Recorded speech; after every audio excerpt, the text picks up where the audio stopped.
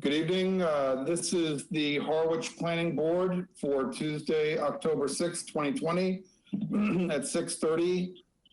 Supposed to be held in the Griffin meeting room at Town Hall. This meeting will be held via remote participation only.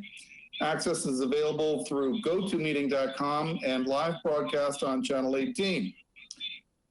You can join the meeting from a tablet or smartphone as per the email, or dial in using your phone at area code 646-749-3122 with the access code 375-669-301. Pursuant to Governor Baker's March 12, 2020 order suspending certain provisions of the open meeting law, General Law, Chapter 30A, Section 20, the governor's March 15, 2020 order imposing strict limitations on the number of people that may gather in one place. This meeting of the Harwich Planning Board is being conducted via remote participation. No in-person attendance of members of the public will be permitted, but every effort will be made to ensure that the public can adequately access the proceedings as provided for in the order. I'd like to make a roll call of the members that are present at this time. Duncan Berry is me, and so yes, I am present. Craig Chadwick. Craig Chadwick here. David Harris. David Harris, present. Arthur Rouse. Arthur Rouse, present. Thank you, Arthur. Bill Stoltz. Bill Stoltz, here. And we're waiting on Joe McFarland. Mary Maslowski and Alan Peterson are not going to be attending tonight. So for the sake of economy and efficiency, we are opening up on time.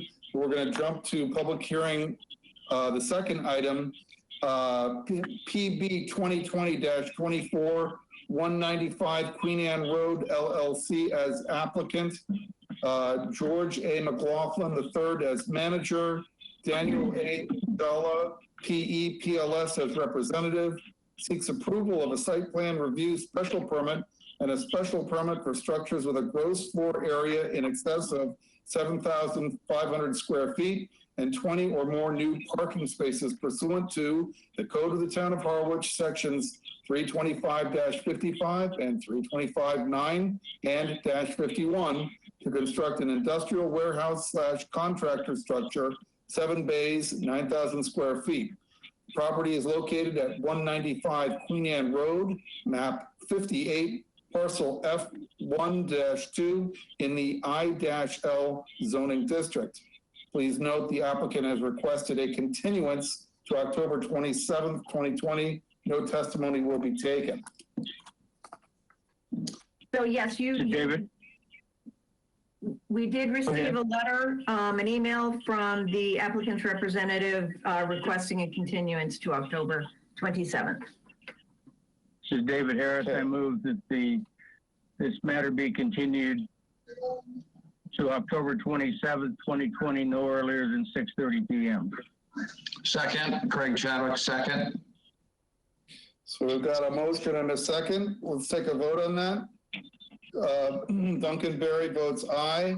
Craig Chadwick. Craig Chadwick, aye. David Harris. David Harris, aye. Arthur Rouse. Arthur Rouse, aye. Bill Stoltz. Bill Stoltz, aye. Thank you. We will hold that. And we are going to now wait for, I think we got a couple minutes to wait for You can go on to the minutes if you want. the minutes. You can keep going if you want. You've got a quorum to act on this. All right, so let's do that. Let's go to the minutes. Has everybody had a chance to take a look at the minutes and read them? Yes. Yeah.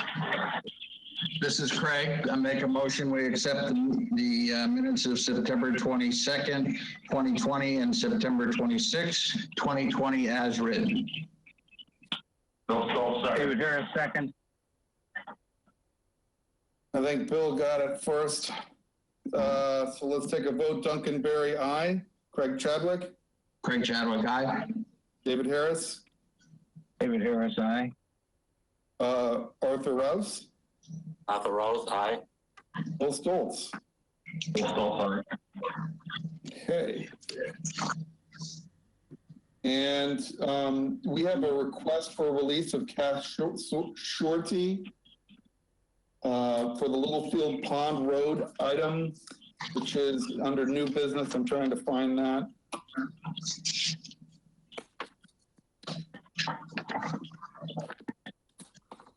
My packet. Do you want me to take it from here? I would appreciate that. Okay, so on September 10th of 2020, Mark Giruso, I know I butchered that, I apologize, president of Hybrid Built Homes, did submit a request for release for the remaining cash surety, which is $2,000 for Littlefield Pond Road. The board does have 45 days to act on this. We are currently continuing to be in a stay or toll on timelines. We are moving forward on things. So we are well within the timeline to act on that. All that being said, the town engineer did complete an inspection of the road, and a copy of his email is attached to the memo I provided to you. His summary is that he does not recommend that the funds be released at this time, as there is still work to be completed. I absolutely concur with this recommendation, and I did provide for you a proposed motion on that matter. There's still a number of cleanups that need to be done. The landscaping on the cul-de-sac island has not been loamed and seeded. It's overgrown with weeds. The sediment along the road, there's still a trailer loaded with all kinds of construction debris parked, just off the roadway, and a number of other things. So it's just not ready to be released, in our opinion, and staff's opinion. David Harris, is it ready? Time for a motion? I think it is. Darlene, Any other discussion? anything else? That's all I got. David Harris, I move to deny the request for the release of the remaining case surety for Littlefield Pond Road, case CB 2003-8-03. It is The work zero. is not. Yeah. Don't have to read all of it. Yeah. I didn't understand you, Charlene. It should be, excuse me, it should be case number PB 2008-03. Oh, okay. Okay. Trying to play tricks on me, Charlene. Keeping you on your toes, keeping me on my toes. All right. With that correction, I'll continue. As the work has not been completed in conformity with the approved plans or the planning board rules and regulations based on the September 28, 2020 email from the town engineer Griffin Ryder to the town planner Charlene Greenlaw. Do I have a second? Craig Chadwick, second. Thank you, Mr. Chadwick. Let's do a roll call. Duncan Berry, aye. Craig Chadwick. Craig Chadwick, aye. David Harris. David Harris, aye. Arthur Rouse. Arthur Rose, aye. Bill Stoltz. Bill Stoltz, aye. Okay. And then we also have the 2021 planning board schedule, all set up beautifully by our town planner, 24 meetings. I went through kind of randomly and looked straightforward to me. I thought, I don't think we're getting into any sticky wickets with regard to conflicts for holidays and what have you. Is there any comment on this from anybody? It looks like we're very straightforward. Well, I suggest we receive a motion or place a motion for our schedule, the hearing and filing deadline scheduling. Accept anything, I guess. As Craig Chadwick, I make a motion, we accept the 2021 Harwich Planning Board schedule as printed in the documentation for tonight's meeting. David Harris, second. Thank you, David. Do the roll call vote here. Duncan Berry, aye. Craig Chadwick, Craig Chadwick, aye. David Harris, David Harris, aye. Arthur Rouse, Arthur Rouse, aye. Bill Stoltz, Bill Stoltz, aye. thank you, Bill. Okay. That leaves everything except for old business and briefings. Mary's not here for her briefings. We have other briefings from other commissions or panels. I think so. Anything, Charlene, to discuss? Just, congratulations on getting all 3 zoning amendments passed at town meeting. That was pretty darn exciting. So hopefully I will be sitting down with the town clerk next Wednesday to finalize the documents that will need to be sent to the Attorney General for their review and hopefully blessing. Terrific. What do you think that turnaround time is going to be? They have 90 days by law. Okay. So we're looking at January for feedback. Looks like we have a new caller. Joe, are you on? Yes, I am. Thank you. Sorry. No, perfect timing. Great to have you here, Joe. Perfect timing. Okay. So I actually done everything except for our public hearing, the continuation of our public hearing, and I'd like to move on to that item if I may. We have a continuation of PB 2020-02, Steve Gapoyan and Swabi Osev as applicant tenant, care of Andrew Singer Esquire, Emulus E. Hall et al. As owners, seeking approval of a site plan review, special permit, and a use special permit with waivers pursuant to the code of the town of Harwich, sections 325-13, paragraph 4, line 30-55 and -51, to construct a miniature golf course and expand and improve the parking and vehicle access. Property is located at 346 Route 28 and 0 Sisson Road, maps 21, parcels N1 and N2 respectively, in the C-H-1 and R-M zoning districts. This is being continued from the 10th of September earlier this year. So I believe we are to hear from the Mr. Singer first, I believe, or? Yeah. Yes, thank you, Mr. Chairman. Good evening, gentlemen. For the record, my name is Andrew Singer. I am here on behalf of the applicants. The last hearing we were with you, we went through all the presentation and questions. You continued to tonight so that the town planner could prepare conditions. Our staff report number 3, pages 2 and 3, list proposed conditions. These are conditions that are acceptable to the applicant. The applicant, in response to a question, will be complying with all of the plans that have been submitted to you and with all of the conditions as set for, as proposed in the staff report. If you have questions, we're happy to try to answer them. Ms. Town Planner, I think this is your opportunity. Okay, Craig, we're getting that gerbil on the wheel again. Can you possibly mute?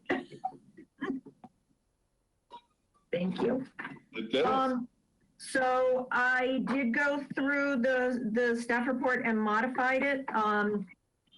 And the conditions at this point, as we see are appropriate, are all drainage and stormwater requirements, local, state, and federal, shall be met and approved by the town engineer prior to the commencement of construction operations, including a stormwater permit pursuant to the local comprehensive stormwater and illicit discharge regulation.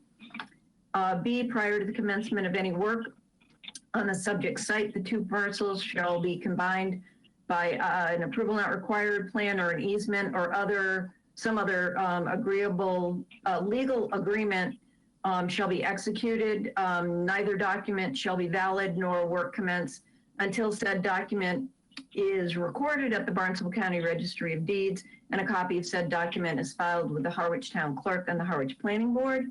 C, all zoning board of appeals conditions pursuant to case number 2020-18 or subsequent zoning board actions shall be strictly adhered to. D, conservation review and approval shall be required and all conditions and or requirements shall be strictly adhered to. E, all Board of Health requirements and or conditions shall be strictly adhered to. F, signage shall comply with requirements of the code of the town of Harwich and the building department. G, lighting shall comply with the requirements of the code of the town of Harwich. H, any changes to the site plan other than those that may result from the stormwater discharge permit or Conservation Commission review shall be subject to further planning board review and approval. I, any changes as a result of the stormwater discharge permit or conservation review shall be shown on the final as-built plan. J, the decision shall be recorded at the Barnstable County Registry of Deeds prior to the issuance of a building permit. K, conformance with all review procedure requirements outlined pursuant to section 400-18G inspection, certificate of completion and as-built plan of the code of the town of Harwich shall be met. And just as a reminder, that if board members are not going to vote favorably on either of the special permits, either the site plan or the use special permit, the board members must provide reasons and or findings as to why the request does not meet the necessary requirements. And that's all I have, unless anybody has any questions. Anybody on the board? Questions for Charlene? No. I suspect Mr. Reed would like to address the board. Thank you, Mr. Chairman. Yes, sir. Attorney David Reed from Yarmouth. I represent the Beach Plum condominiums, which are the abutters to the east, also in the residential zone. There were two items that were discussed last time that I would ask be incorporated into your written decision and conditions. Specifically, it was mentioned and represented by the applicant that the lighthouse structure, which is just one of the holes within the miniature golf course features, probably the most prominent in terms of height, will have a light at the top of it. Well, Mr. Singer was kind enough to represent last time that that light would be shielded so that it would not shine in the direction of the residential properties, and of course would be off when the facility is not in operation. The last item which we discussed last time, but I don't think resolved, and which you have not yet addressed tonight, is the hours of operation. Charlene has specifically now added that the conditions of the Zoning Board of Appeals decision must be adhered to. And one of those is that the operations cease by 10 p.m. during the season and by 7 p.m. in the shoulder seasons. But as you recall, last time, the applicant indicated that they intended to stop selling tickets to new customers at 10 o'clock, but not shut down the facility at that time. It was also represented that a round of mini golf would take anywhere from 45 minutes to an hour. So if people were there lined up and queued up and selling tickets up till 10 o'clock, in my opinion, that does not mean ceasing operations. That means it's not going to actually close down till 10:30, 11 o'clock or so, even later. So I would ask that you specifically clarify that issue, if there's any doubt left in anybody's mind, and state that closing at 10 o'clock means the golf course closes at 10 o'clock, not just that tickets stop being sold to new customers at 10 o'clock. Thank you, Mr. Chairman. Thank you.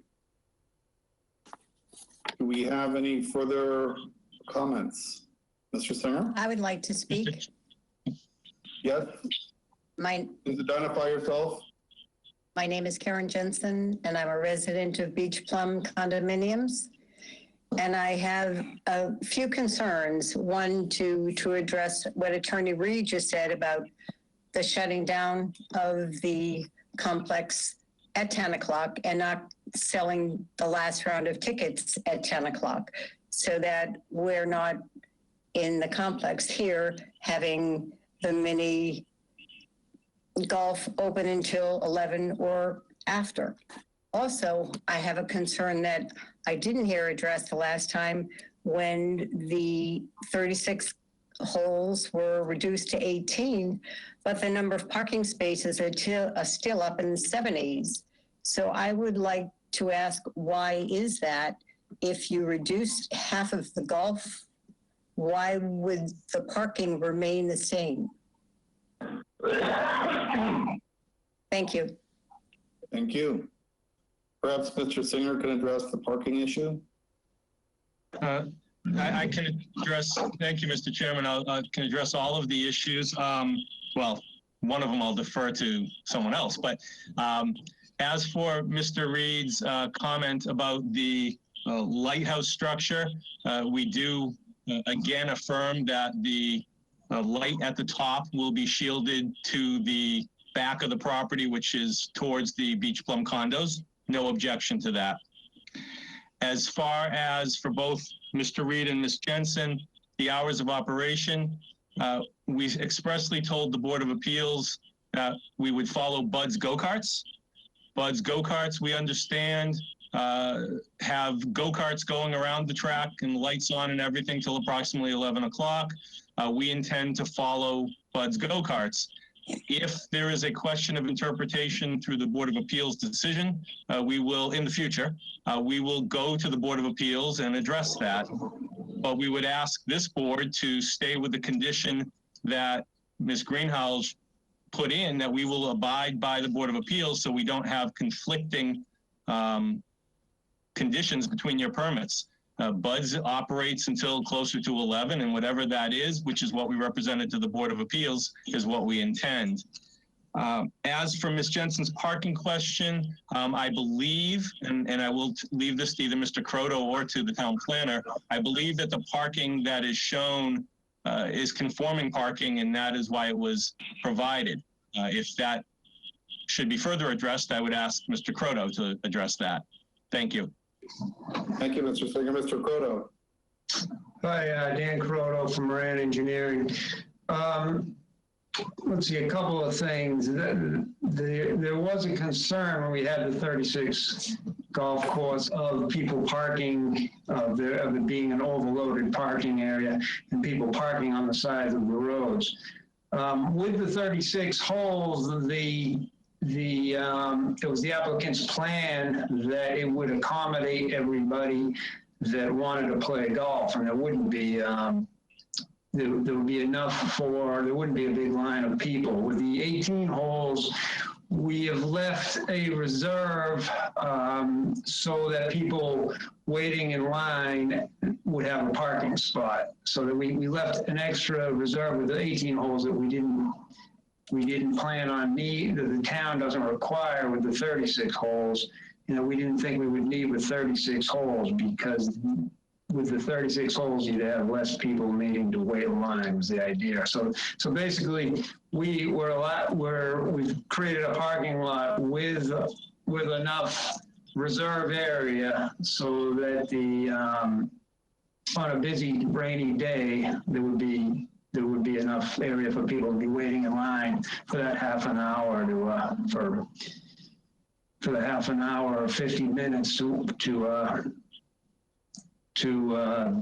get on the course and not create any type of issue with the neighborhood. And that was under our thinking that was what the part of the issue with the condos in the first was the possibly having parking or backed up cars. So it was just, we just added the reserve spots because we had the room that we didn't believe we needed with 36 holes. And if I could just follow up with that, and Mr. Croto just reminded me of that, on the original proposal, there was a reserve parking area shown. So there actually are fewer total spaces than were proposed. We're not requesting a waiver at this point. As Mr. Croto said, it's conforming. And I might also point out, Mr. Chairman, that the go-karts are also included in the parking calculations. Before it was pretty haphazard and random. And now it has been identified and defined. So the parking is really for both uses. Mr. Chairman, Yes, sir. if I may, just to follow up, respectfully to Ms. Singer and to the board, the go-kart operation is in a commercial zone. The majority of this mini golf course is in the residential district, and it is not appropriate to have an open-ended time frame. The decision from the Board of Appeals does not say that they will simply parrot the times of the golf course, of the mini carts, the go-karts. It says, in addition to the fact that they will also be operating at the same time, that those times will be 7 days a week, 10 a.m. to 10 p.m.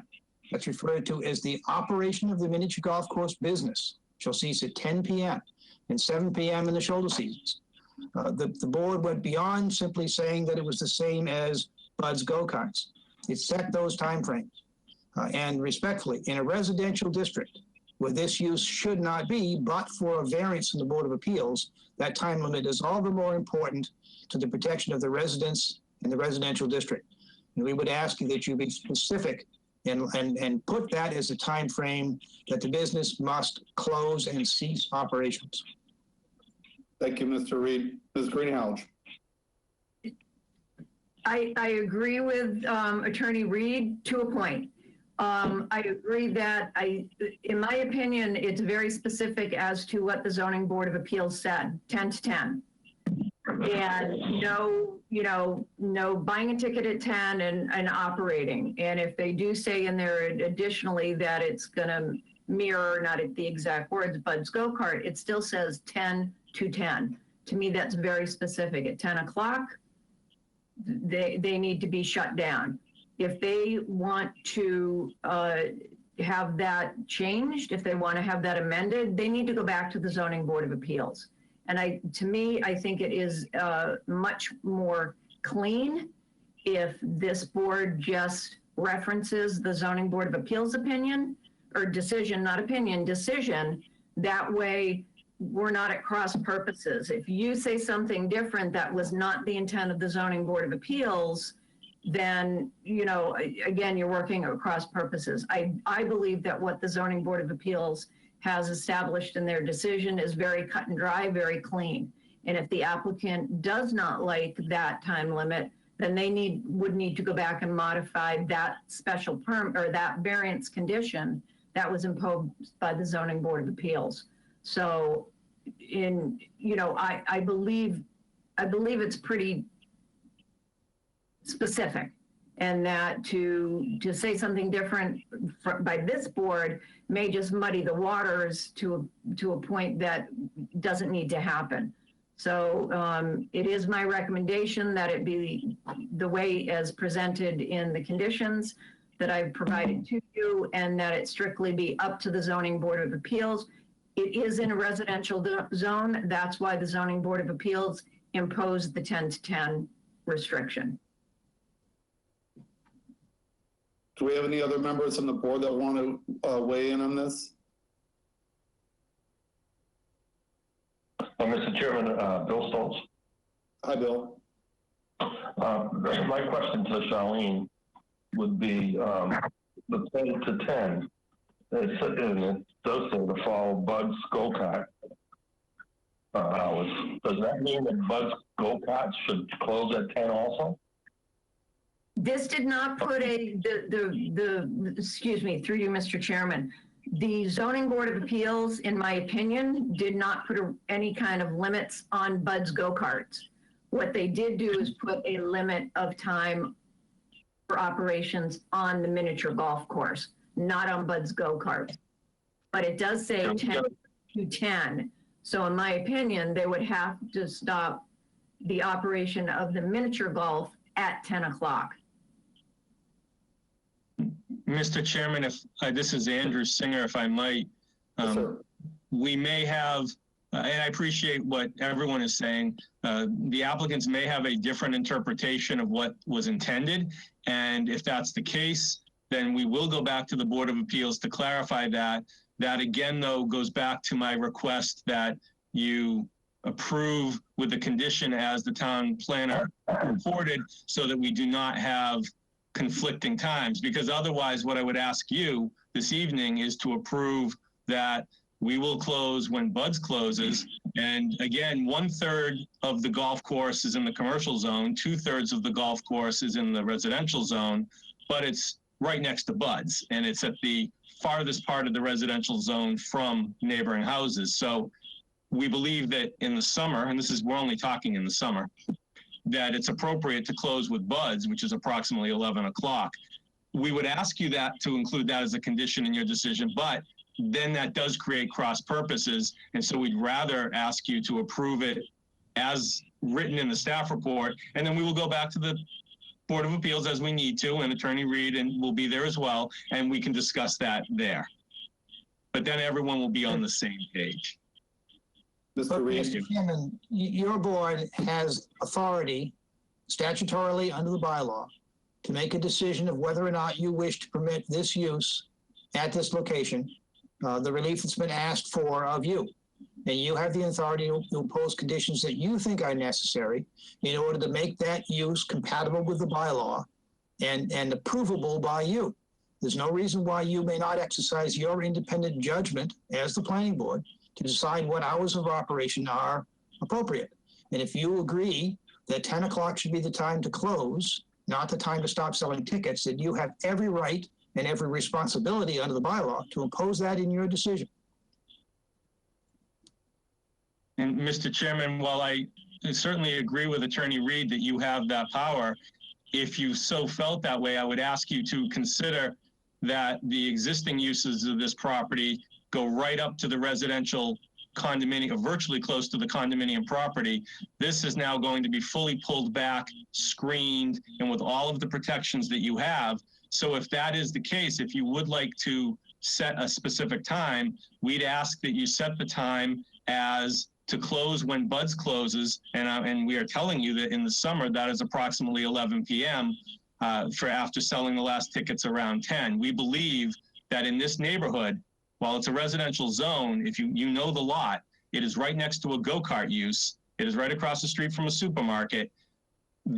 Having the golfers out there while the go-karts are still operating, with the go-karts going around and around, and the go-karts are much noisier than golfers, that is not going to be a disturbance to the neighborhood.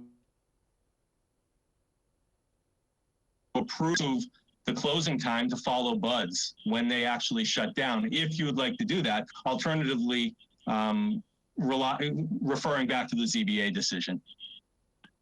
May I pose a question to the members of the board? Just simply seems to me that you have two different business models, two different business operations, and we're talking about a chronological reality that they're both supposed to abide by. Now, one is selling an experience that lasts, 8 to 12 minutes on the go-kart track. The other one is an experience that's selling an experience that's anywhere from 30 to 50 minutes. So we have apples and oranges as the product, but we have a uniform code about closing time. Do we have an opinion about whether or not we wish to, reflect that difference in the product, or do we want to? I'm just simply throwing it out there. I see you, Mr. Gapoyan. Can I just ask if I've got anybody on my board that wants to chime in on that issue? Yeah, Mr. Chairman, I'd like to ask Charlene a question. Charlene, if the planning board stipulates that operations must cease by 10 p.m. during the summer, and the applicant goes back to the BZA, and the BZA says they can continue to sell tickets till 10, but must cease operations by 11, would that decision by the Board of Zoning Appeals have any bearing on the planning board's action? In my opinion, no. I mean, if this board for the special permit conditions it to hours of operation that must cease and desist at 10, only this board, the planning board, can change that. No other board can. Thank you. Okay, Mr. McFarland, you had a question. Yeah, just briefly, I don't know if anybody else has old whiskers like me, but there used to be, where the antique store is now, was an ice cream stand called Emmy's, make your own ice cream. And we had a similar, that's a lot of years ago, and we had a similar issue in terms of closing. And at that time, I'm pretty sure, I wasn't on the board at that time, but I'm pretty sure that we matched up the Emmy's ice cream place with the closing hours of the track. And I think we should do the same thing with this little golf thing. Mr. Chairman? Bill Yes. Schultz. Hi, Bill. Thank you. Should we ask the Board of Appeals to give us a determination on what they meant when they said 10 to 10? And did they also mean that Bud's was closed at 10 too? Charlene, I believe you want to answer. The go-karts were not before the Zoning Board of Appeals. So the Zoning Board of Appeals cannot put conditions on that use. They can only put conditions on the use that was before them, which was the miniature golf. And I've got a copy of their decision here. And it's condition number 4, and there's the operation of the miniature golf business shall be seasonal to follow Bud's Go-Kart, also located on the property, namely in season, June, July, August, 7 days per week, 10 a.m. to 10 p.m., weather permitting, and off-season shoulder months, 10 a.m. to 7 p.m., weather permitting. I don't know how any clearer that can possibly be, that it's Absolutely. 10 to That's 10. pretty unambiguous. Mr. Gapoyan, I saw that you wanted to address us. Thank you for your patience. Yes, please. Thank you, Duncan. I think we did, you mentioned earlier, comparing apples to oranges. We took that into consideration because you're right. One experience lasts 8 minutes. The other experience lasts 50 minutes. So taking into consideration that they oftentimes close at 11 or 11:30, we decided, okay, we're going to sell our last ticket at 10 so that our guests will be finished approximately, probably most of the time before Bud's guests are finished. So if they sell a ticket at, let's say, 10:52, our last ticket would have been sold at 10 o'clock, and those golfers would be finishing. And that's how we alleviated that apples and oranges for the two different experiences. So hopefully that clears that up. If not, I'm more than happy to. I mean, I think that there's probably, if there's going to be an issue, it'll be an enforcement issue, right, in the future, and that this is what probably Mr. Reed is trying to avoid. So I'm wondering if there's, my thing is that it looks pretty clear to me in the language. I'm with the planner here. I don't see the ambiguity, but that's me. Mm-hmm. Mr. Ossoff, I see you're looking to address the board. You have to, unmute. Great, thank you. Good evening, everyone. Swab Yosef. We're throwing 11:30 for hours as a time frame closing, but I was speaking with the owners of Bud's Go-Karts, specifically in regards to this issue, and they basically said, yeah, we don't close it anywhere past 11 o'clock. And if we do, it's only a few nights during these 50, 60 days. So that's all I wanted to throw in. I don't want to push it to 11:30. 11:30 will push to 11:45.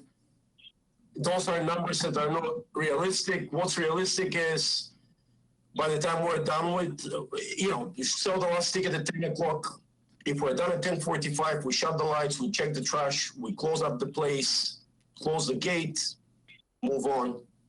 That's the way I see it, but just wanted to clarify the 11 to 11:30 and on, because It's not, in my opinion, if Sandy is listening to this, she'll be like, well, that's not true, because in average, we're done by 10:45, 11 o'clock. So Thank you. Mr. Chadwick. Thank you, Mr. Chairman. It seems to me that the entire issue is being driven by two different interpretations of the meaning of hours of operation.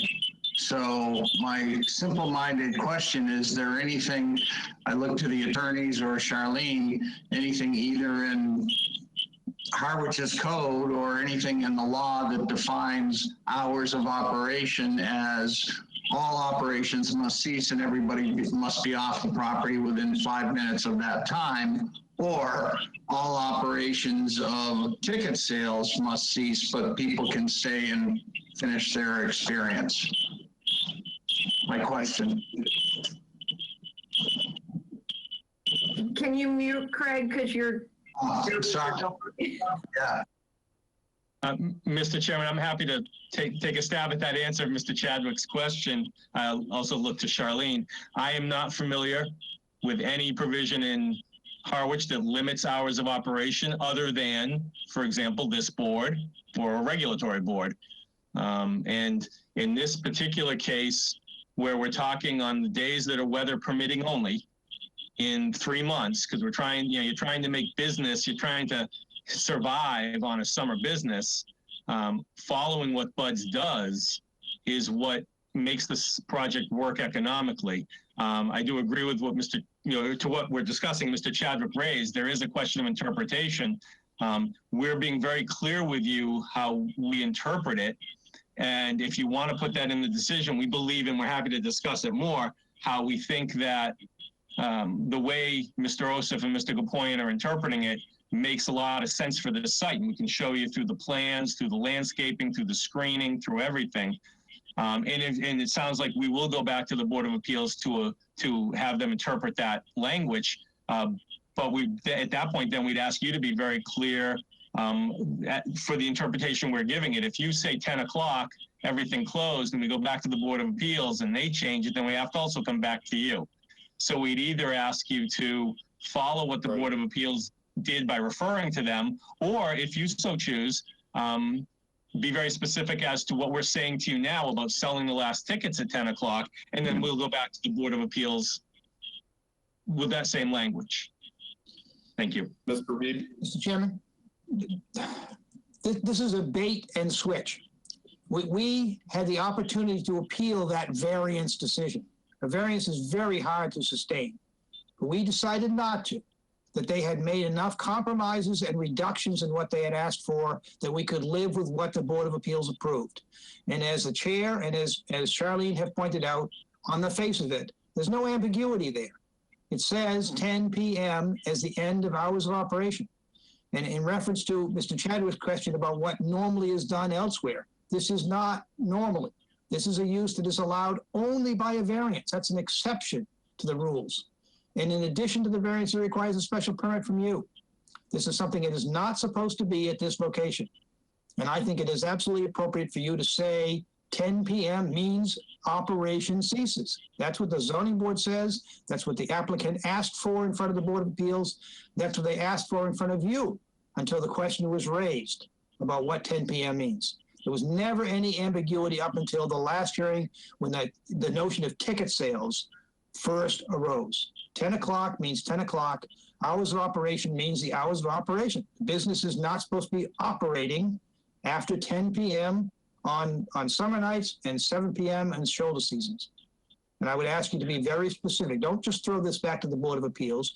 You have an opportunity to completely avoid the ambiguity right now. Thank you, Mr. Reed. Mr. Harris. Yeah, obviously there's a dilemma here. On one side, it's providing an approval that will enhance the business opportunity for the applicant. On the other hand, we have an obligation to protect the public interest, and that's our primary function, in my opinion. if the go-kart business were coming up before this board or another board at this time, and the hours of operation were to come up this close to condominiums and so on, I expect that it might be a pretty tough sell to keep it operating until 11 o'clock. So I don't think we should be swayed by what time the go-kart operation ceases operations. I think it's incumbent on us to decide what's in the best hours of operation for the public interest. Thank you. Mr. Gapoyan. You have to unmute. Let me unmute. Okay. Listen, guys and ladies, I'm not an attorney.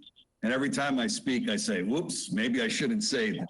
But everybody that bought a condo in Beach Plum bought it when Bud's Go-Kart existed, because Bud's Go-Kart has existed for 60 years.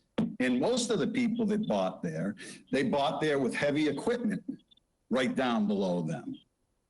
So while I'm not trying to disrespect you, Mr. Harris, I don't know if that argument holds, because they all bought their condos while Bud's Go-Karts was in operation. So they were fine buying a condominium with go-karts going around and around and around until 11 o'clock, 10:30, 10:45 at night.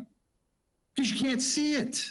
That's the big thing. You guys didn't see this, but the Zoning Board of Appeals saw it. You cannot see with the drone footage that we shot, you can't see the proposed miniature golf course. You can't see the go-karts. So that's all I have to say. I hope I didn't say anything that wasn't right, but I just don't see that particular argument. It could be valid, I don't know. But thank you very much for hearing me. Mr. Chairman, could I follow up on that as well? Yes. Just to Mr. Harris's point, one of the things we said to the Board of Appeals and say to you is that if you look to the public interest, because you do look at that, look at what can take place in the commercial zone on this property, because there's a significant commercial zone. You could have a 24-hour convenience store. You can have a Dunkin' Donuts. You can have many businesses which, like the supermarket across the street, the lights are on 24/7. What we showed to the Board of Appeals was that, as Mr. Gapoyan said, with all of the screening and with the lights coming off, this site will actually be much less intrusive to the neighborhood than a 24-hour or even a regular commercial use in the commercial zone with that open area right up the slope of the hill heading towards the condominiums, because they're above and behind the trees. And so when you look at the public interest, when you look at the fact that 1/3 of the golf course is in the commercial zone and 2/3 are in the residential, but compacted near Bud's, we'd respectfully suggest that, as opposed to other uses that can take place in the commercial zone by right and by special permit, this does protect the public interest. And we don't believe there's been any bait and switch. And we do believe that, as we discussed with the Board of Appeals and as that drone and other footage shows, that this is the best use of the property, will be the best for the neighborhood, because it's also seasonal and it's weather dependent. You have bad weather, the site's not open. And so I'd respectfully suggest that what we're asking, with the timing that we're asking it for, as it's interpreted, will be in the best interests of the public and of the neighborhood.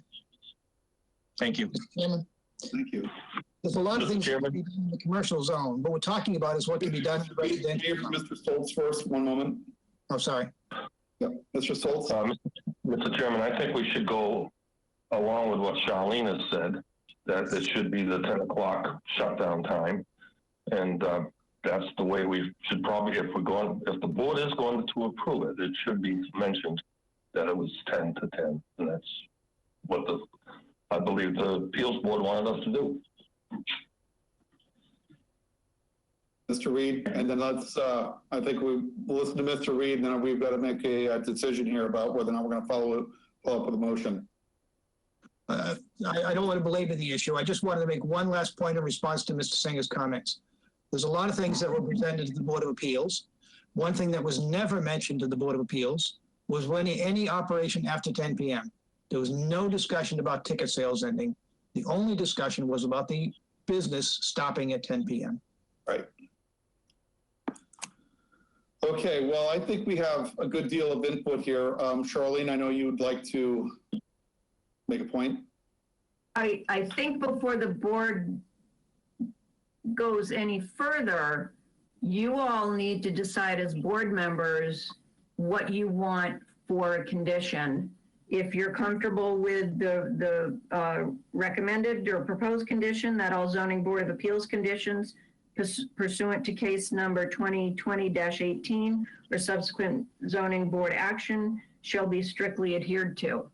And again, in my opinion, and I'm not an attorney, I just play one on the planning board, no, just kidding, is that it is pretty clear that it's 10 to 10 in season and 10 to 7 on the shoulder seasons.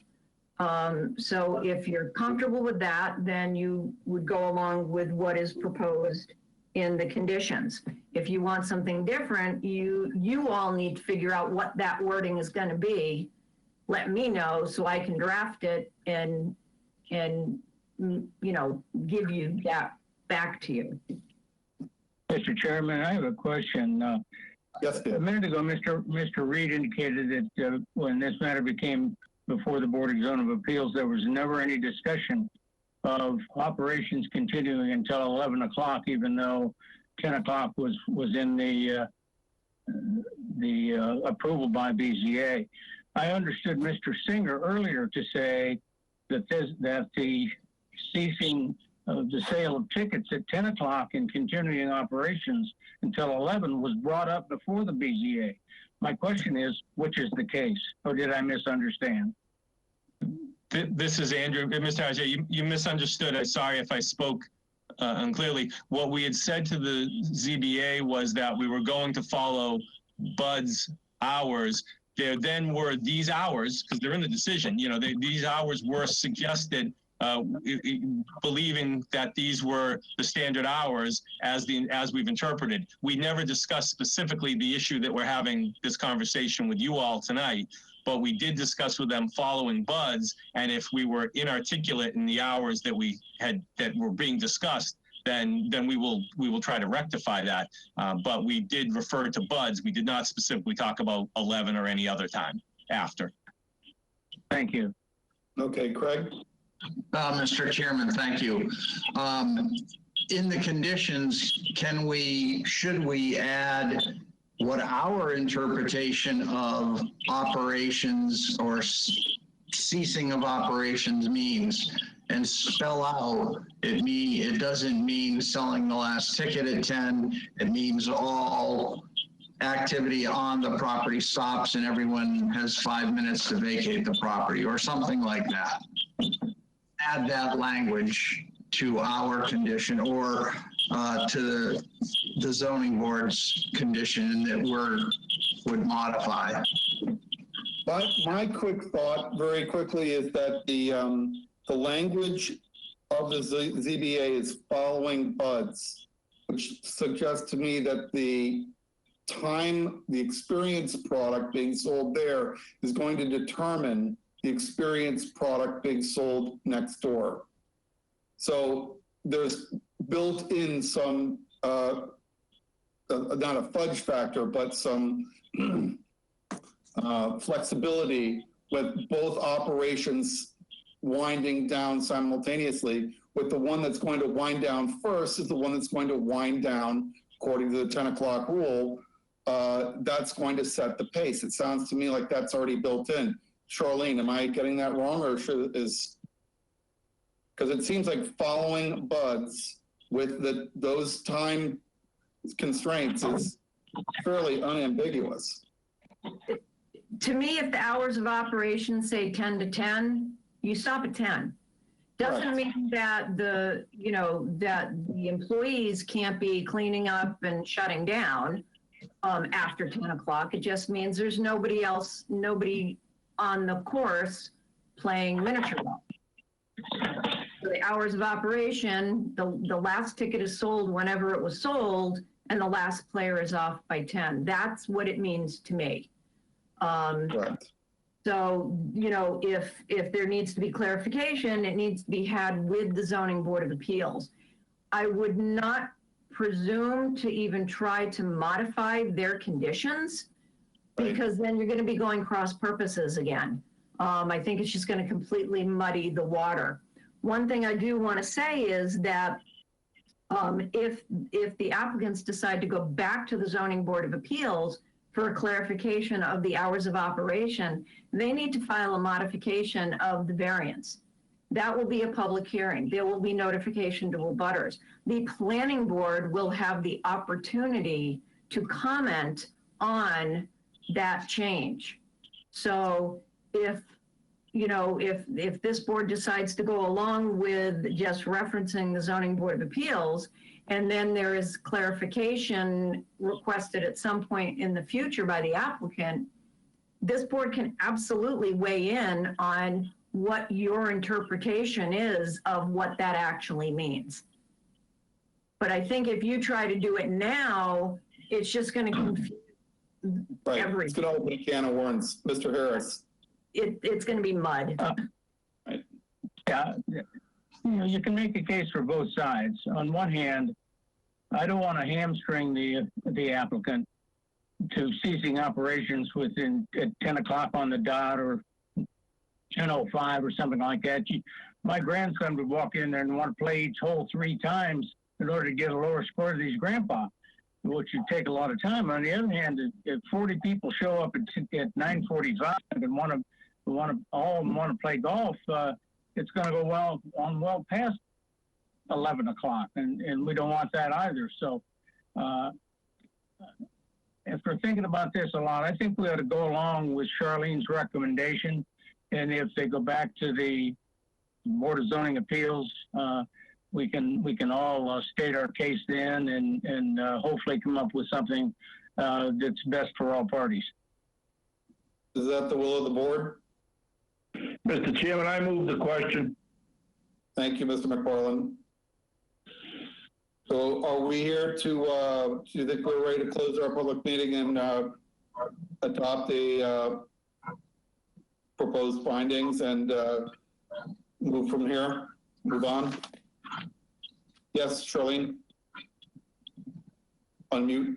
Sorry, I had to unmute. Just that one additional condition, which the applicant agreed to, would be a number 12 or a 7A, or just call it number 12. Any lights within the lighthouse structure shall be shielded from the residential properties. Yep. Would be an additional condition. And when you get to that point, I can just read that one in and okay. And be clear.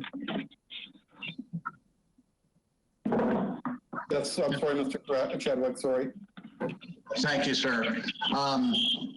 If we don't put any clarifying language as to our interpretation of the words business operations, meaning, as I mentioned the last time I spoke, if we don't put that in a condition anywhere, what stops the applicant selling their last ticket at 9:59 and having 45 people play golf, as Dave just suggested could happen, saying their interpretation is the last ticket has to be sold at 10 o'clock. It would seem that it's still a gray area, even though it says 10 to 10 in the zoning board's condition. The question, what does that mean, still is out there unanswered.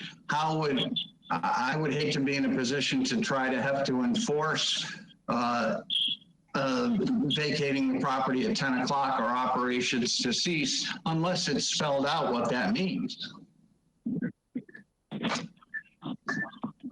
Yes, Mr. Down. Charlene. Sorry. So yep. Anything to do with zoning is complaint driven. So if they're operating after the hours of 10 o'clock, you know, somebody's on the course playing, there would have to be a complaint made to the building commissioner, who is the chief zoning officer. if the chief zoning officer is confused by the condition that was imposed by the Zoning Board of Appeals or the Planning Board, he can refer it back to either one of those boards for a hearing to clarify what it was meant by that condition. Right. I think that's what we're looking at, is a scenario of judgment and tolerance, and if there's a point of intolerance with the language as unambiguous as it is, 10 to 10 following buds from the Zoning Board of Appeal. I mean, yes, Mr. Reed. Mr. Chairman, you can avoid all of that by simply saying what you understand it to mean. You avoid all the ambiguity, you avoid any enforcement issues, you decide and it's done. Mr. Chairman, I'm not sure there's any business in town where the boards have said and have dictated that you shall have every single person out by the end. A restaurant closes at 10 o'clock. People are still eating until they're done eating, and then they leave. You know, people go to Bud's and they're done. I think obviously there's a disagreement here, and the two parties aren't going to agree this evening. But if you go, and the applicant's willing to do this, if you adopt the condition as written in the staff report, then there is no ambiguity as far as this board's concerned. You are saying that whatever the Board of Appeals is saying, we're going to follow. Now, if the Board of Appeals changes that in the future through a public hearing process, then so be that. But that is going to be an enforcement issue no matter what. Even if you said 10 to 10, as I think it was Mr. Harris and Mr. Chadwick said, there could always be interpretational questions. And so we're asking you at this point to refer to the ZBA decision, and then we can all try to move forward. The business hasn't even been built yet, obviously. Right. Mr. McFarland has asked us to call the question. So. Yes, I do. So do we have a motion here to either close the public hearing and move ahead with a adopt a finding? Charlene, do we have a finding that you can read out? Well, are you ready to close the public hearing? I moved to close the public hearing. Do we have a second to that motion? Craig Chadwick, second. Let's do a roll call vote. Duncan Berry, aye. Craig Chadwick. Craig Chadwick, aye. You're muted. Dave Craig Harris. Chadwick, aye. David Harris, aye. Joe McFarland. Joe McFarland, aye. Arthur Rouse. Arthur Rouse, aye. Bill Stoltz. Bill Stoltz, aye. Okay, so we have closed the public hearing. Now we have some business to hammer out here. We need to have a motion about the finding here as per the description. Can we have the planning director give that to us? It should be as she said, which was either as in the description from the board's review with a variation on point 12 regarding No. Findings of fact. Begin on the bottom of page 3 of the staff report. I'm happy to read them, and someone can say so moved in second once I read them. Okay, perfect. I'd appreciate it if you would. I would be happy to do that. A suggested, someone can so move the adoption of the following findings of fact. 1, the property is located within the CH1 and RM zoning districts. 2, the Harwich Zoning Board of Appeals granted a variance pursuant to case number 2020-18 for the proposed use to be located within a residential zoning district. 3, the parking complies with the requirements of Article 9, Roman numeral 9, off-street parking regulations. Item 4, adequate landscaping and buffering for adjacent residential properties have been provided. Number 5, Screening of parking complies with the provisions of section 325-43. 6, the proposed use is allowable with a special permit. 7, the Conservation Commission approved the original proposal. However, due to changes in the plan, the reduction from a 36-hole miniature golf course to an 18-hole golf course, conservation review and approval shall be required for the proposed improvements located within the FEMA flood zone. 8, the use as developed will not adversely affect the neighborhood. 9, the specific use is an appropriate location for such use, structure, or conditions.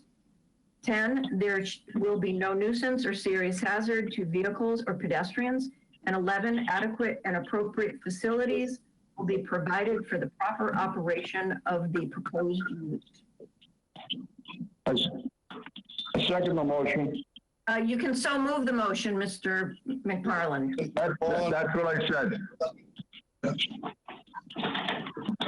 Greg, is that you seconding? Sure. Second motion. I see somebody's nodding. He's laughing. All right, so we have this, let's do our roll call vote. Duncan Berry, aye. Craig Chadwick. Craig Chadwick, aye. David Harris. David Harris, aye. Joe McFarland. Joe McFarland, aye. Arthur Rouse. Arthur Rouse, aye. Bill Stoltz. No. So, okay. So now we have a special permit vote up before us. A little more complicated. I do remind the board that at least 5 members do need to vote in the affirmative for each of these special permits. And if you are voting in the negative, you do need to state your reasons why and what it does not meet as far as the requirements. Okay. Do I have I move to approve with conditions case number PB 2020-02 for use special permit for Steve Gapoyan and Suavioza and as applicant tenant, Amelius E. Hall as owners pursuant to the code of the town of Harwich, 325-13, 4, line 30 and 325-51, to construct a miniature golf course on property located at 346 Route 28 and 0 Sisson Road, maps 21, parcel N1 and N2 respectively, in the C-H-1 and R-M zoning districts. The application is pursuant to the code of the town of Harwich, 325-51.M and 55. The decision is based on the aforementioned finding of fact and the fact that the application meets the necessary requirements and criteria for approval pursuant to the code of the town of Harwich. Following conditions are imposed. This decision shall be recorded at the Barnstable Registry of Deeds prior to the issuance of a building permit. David Harris, second. David Harris, second. Let's do our roll call. Duncan Berry, aye. Craig Chadwick. Craig Chadwick, aye. David Harris. David Harris, aye. Joe McFarland. Joe McFarland, aye. Arthur Rouse. Arthur Rouse, aye. Bill Stoltz. I have a question, Mr. Chairman. Yes, sir. When do we put in as a condition the 10 a.m. to 10 p.m.? That can be under the site plan. That's under the site plan. Okay. And also pursuant, and that's all the condition having to do with the lighthouse deflector. That goes under site plan too, Charlene? Yes. Okay. And that was enough for you, Bill? Yes, Mr. Chairman, aye.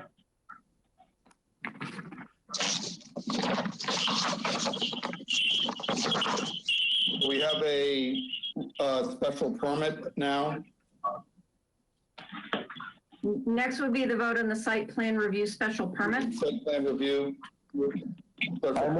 I move to approve with conditions case number PD 2020-02 Steve Gapoyan and Suavio as applicant tenant, Amelia C. Holidalls for a site plan review special permit pursuant to the Code of Town of Harwich 32555 to construct a miniature golf course and expand and improve the parking and vehicle access to the property located at 346 Route 28 and 0 Sisson Road, maps 21, parcel N and 2, respectively, to the CH1 and RM zoning district. The decision is based on the aforementioned findings of fact and the fact that the application meets the necessary requirements and criteria for approval pursuant to the Code of the Town of Harwich and the following conditions. 1, all drainage and stormwater requirements, local, state, and federal, shall be met and approved by the Harwich Town Engineer prior to the commencement of construction operation, including a stormwater permit pursuant to the local comprehensive stormwater and illicit discharge regulations. 2, prior to commencement of any work on the subject site, the two parcels shall either be combined by an approval not required plan or an easement agreement or some other legal agreement shall be executed. Neither document shall be valid nor work commence until said document is recorded at the Barnstable County Registry of Deeds, and a copy of said document is filed with the Harwich Town Clerk and the Harwich Planning Board. 3, all zoning board of appeals conditions pursuant to case number 2020-18 or subsequent zoning board action shall be strictly adhered to. 4, Conservation Commission review and approval shall be required, and all conditions and our requirements shall be strictly adhered to. 5, all Board of Health requirements and our conditions shall be strictly adhered to. 6, signage shall comply with the requirements of the Code of the Town of Harwich and the Building Department. 7, lighting shall comply with the requirements of the Code of the Town of Harwich. 8, any change to the site plan other than those that may result from the stormwater discharge permits or Conservation Commission review shall be subject to further Planning Board review and approval. 9, any changes as a result of the stormwater discharge permit or Conservation Commission review must be shown in the final as-built plan. 10, this decision shall be recorded at the Barnstable Registry of Deeds prior to the issuance of a building permit. 11, conformance with all review procedure requirements outlined pursuant to paragraph 400-18G inspection, certificate of completion, and as-built plan of the Code of the Town of Harwich shall be met. Now, I just had one. Go ahead. Can I help you out there, Joe? Sure. Sure. 12, any lights within the lighthouse structure shall be shielded from the residential properties. Thank you. That's what I was looking for. Terrific. Mr. Chairman, can we also, Mr. Chairman, Bill Stoltz? Hi, Bill. You need Can a we second also for discussion?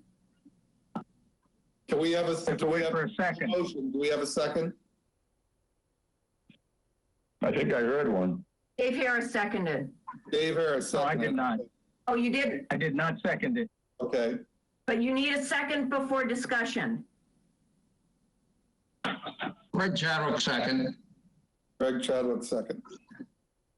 Yes, so Mr. Harris, Yeah, I thought I heard somebody say that we needed to clarify the operating hours during season from 10 a.m. until closing at 10 a.m., 10 p.m. Mr. Chairman, that was Bill Stoltz. yes, Bill. I was going to recommend that we add the opening at 10 a.m. and closing of business at 10 p.m. I have no objection to that amendment. Mr. Rouse? Does the seconder agree?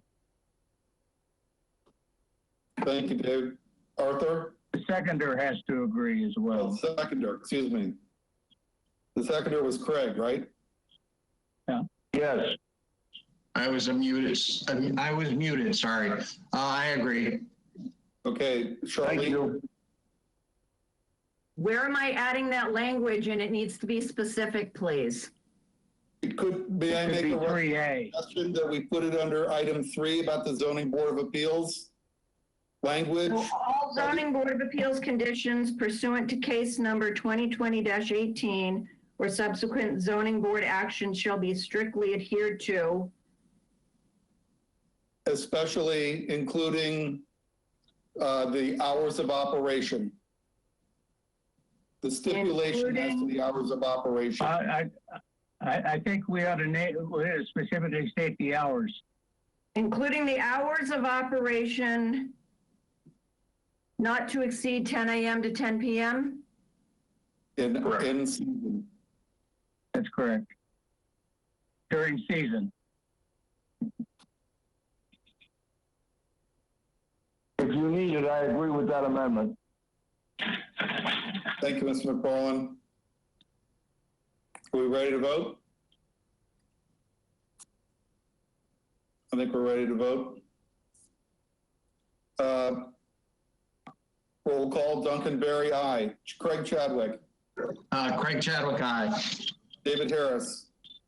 David Harris, aye. Joe McFarland. Joe McFarland, aye. Arthur Rouse.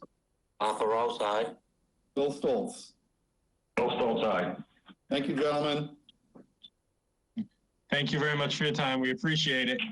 Thank you, Mr. Singer. Thank you, Mr. Reed. Thank you. I'd and like Good to night. say one thing. Thank you, Mr. Gapoyan. Thank everybody for not massacring my name, because no one gets it right. But you guys all did it well. Thank you very much. Thank you. Thank you, sir.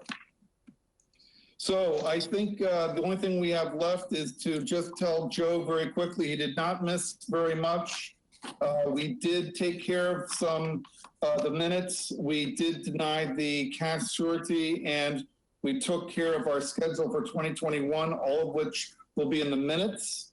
I think all we have to do is make a motion to adjourn and move ahead with that, right? Just to let you know. Adjourn. Wait. You have 3 weeks between meetings. Your next meeting is not until October 27th. I don't know what I'm going to do with all that free time. I know what I'm doing. Happy Halloween. There you go. So I have a motion by Joe. Do I have a second? Arthur Rouse, second.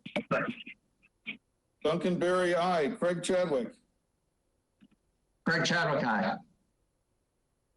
David Harris. David Harris, aye. Joe McFarland. Aye. Arthur Rouse. Arthur Rouse, aye. Bill Stoltz. Bill Stoltz, aye. Thank you, gentlemen and lady. Appreciate everybody's attendance this evening. Thanks, everybody. Good night. We'll see you on the Thank you. 27th.